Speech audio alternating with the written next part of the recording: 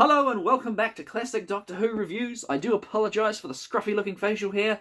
Thing is, I had a haircut booked for yesterday, so I figured I'd wait until I get my haircut done to have a shave and record this. They only went and cancelled my haircut, so I figured why bother shaving? Well, now I just look scruffy. That, combined with the fact that it's absolutely freezing, I am glad we're heating things up by kicking off Season 11 with an absolute classic. And you know what that means?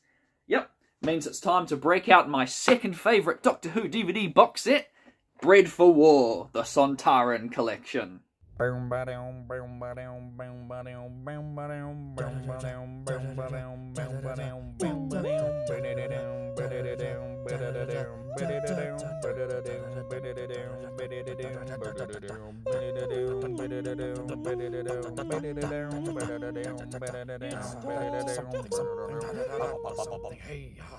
What a way to end 1973, huh? New season, new soon-to-be iconic villain, new companion, not to mention the return to the show's early historical format.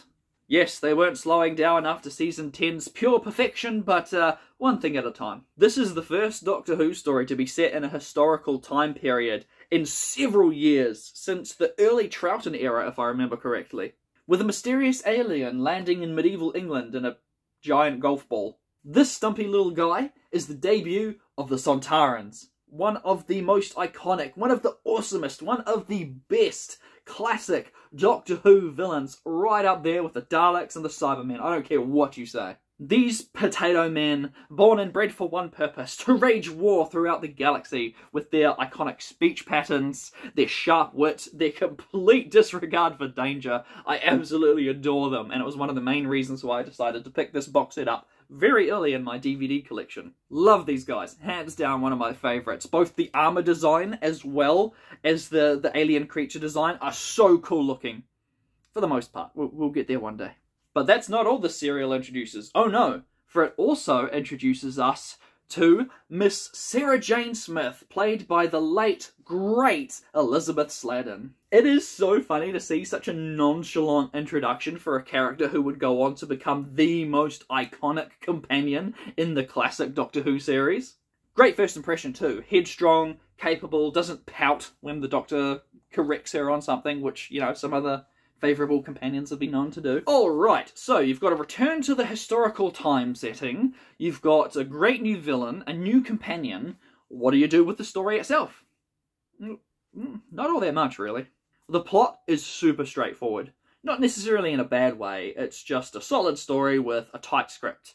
There's no big revelations or plot twists, the cliffhangers don't carry any weight. Honestly, I understand why this one just might not do it for you. Especially if you're coming straight out of Season 10, where there was always a lot going on a much grander scale. I would never call it boring, however. But by the same token, I wouldn't refer to it as being particularly thrilling either.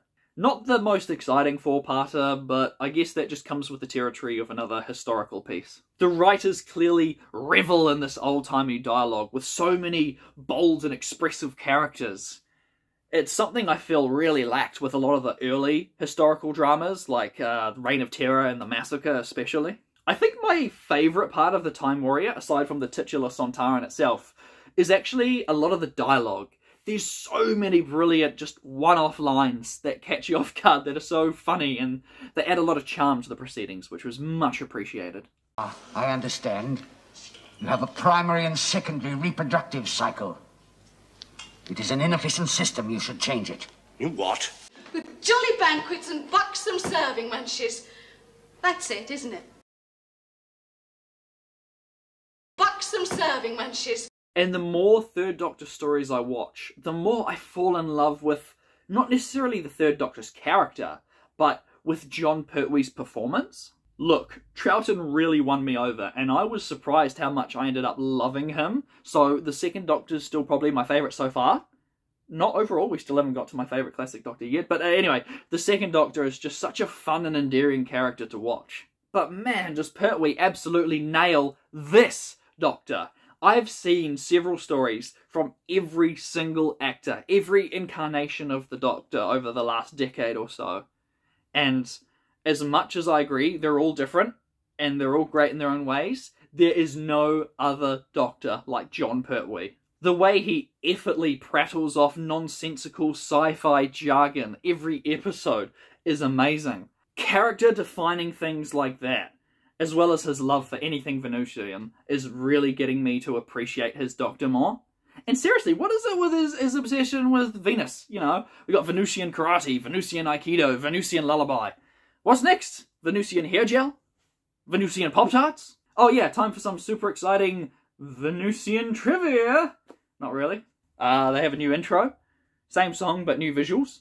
I have no way of recreating it, so I don't know what I'm going to come up with, but I left it very last minute. There's a new logo, so, yeah, exciting. And also, the actor inside the Sontaran suit had an absolute miserable time, but he powered through, even returning to play Sontarans again in the future. And my own personal favourite, totally legitimate trivia for this episode, Lynx does the whole Sonic the Hedgehog 4 huzzah! Arms spread out, surprise cat meme pose. Surprisingly tired. I can always look back on reviews that I recorded while sick, and I remember being sick while recording them, and I think, oh, the review sucks. Well, future me, don't be sick anymore, and you won't have that problem. I think that's all I got to say about it. Yeah, I know I didn't delve right deep into the intricacies of the plot proceedings, but just know it's very straight to the point. But with enough extra going on that I wouldn't go so far as to say, oh, it's just another, you know, by-the-numbers Doctor Who serial like you got a lot in Season 7. I think one of my viewers, T.A.R.D.I.S Milkshake, just broke my window. Thank you very much for watching, I really appreciate it. I need to go fix that window. I forgot to mention it, but I have actually seen this one before many years ago, but I remember literally none of it, so I guess that tells you all you need to know about the serial.